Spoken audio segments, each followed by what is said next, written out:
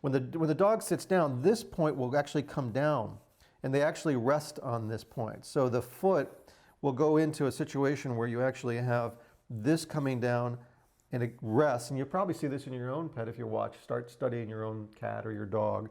And you'll see that that heel will come down and rest, and the knee will actually start to kind of come in like this, and the butt will come down and start to rest on the heel, and then you have the paw like that. And I think that's a shape that you've kind of seen, and something that we're going to be doing later when we get into rabbits and cats and so forth in the sitting down position.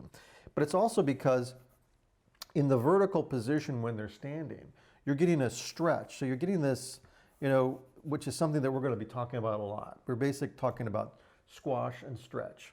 You're getting a stretch where everything is pulling. When you get the squash, when you're getting that thing where everything is sort of compressing, you get a compression of the volume, of the exact mass. So you're dealing with squash and stretch. Here's the squashing element, here's the stretch. But you still have to have the volume of the mass in there to create a believable sense of what is the impression you're trying to give to the audience.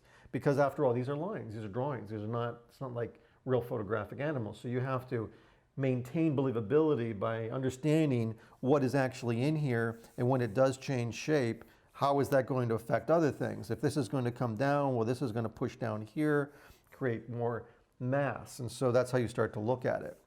Again, I'm going to now imagine, well, here's the butt. I'm going to pull it down here. I'm looking kind of through it, going down into the rib cage. I'm going to create this heel here because tendency is that actually animals more walk on their toes. And this is something that's really kind of interesting. And the heel here is actually the thing that you see.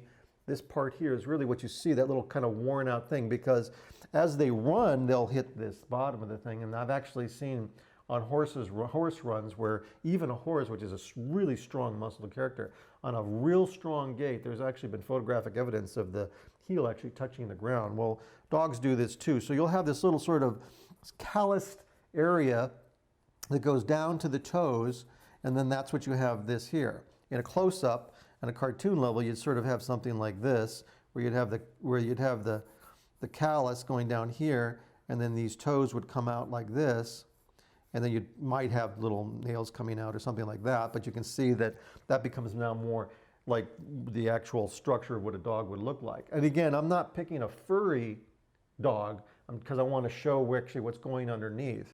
When you start, we'll go into how you translate that when you get into more fur on the outside, because then that changes everything.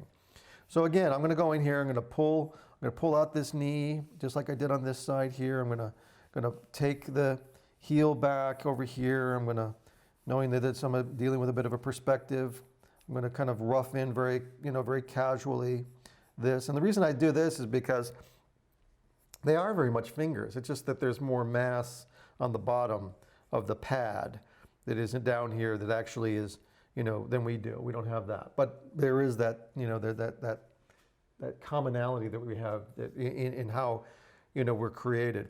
So now I'm just going to pull this tail off because I think it's kind of cute. So let's give him a nice sort of fun, sort of a tail. And I'm going to kind of make it a little scraggly like this. And now I've got basically the elements of the structure of the dog. I'm going to go back up in here into the neck, because now I'm going to get into where I'm going to rough in the nose. I'm going to try to create the muzzle, because again, the muzzle has a tendency to also be on the head. The muzzle would be also more vertical in the sense that you'd have more of a shape like this in the mouth and the nose, and how this would work. Then you would have a wide face like we do. So I'll just put in a simple, kind of on the front shot here, and eyes. And again, this is a cartoon character, so you're implying sort of, humanistic tendencies. But I mean, who of us who don't have pets don't humanize our pets and sit there and say, oh, he's saying this, or you talk about, he feels sad or whatever. And certainly we give our pets that sense.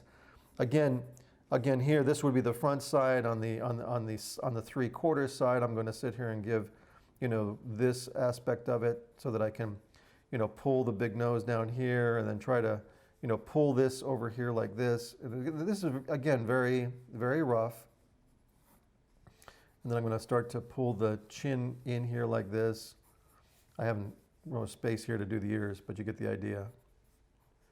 And again, I'll pull it like that. So now we have sort of what I would call sort of a, just sort of a runt dog who's a mixture of anything, but just basically has the principles to it.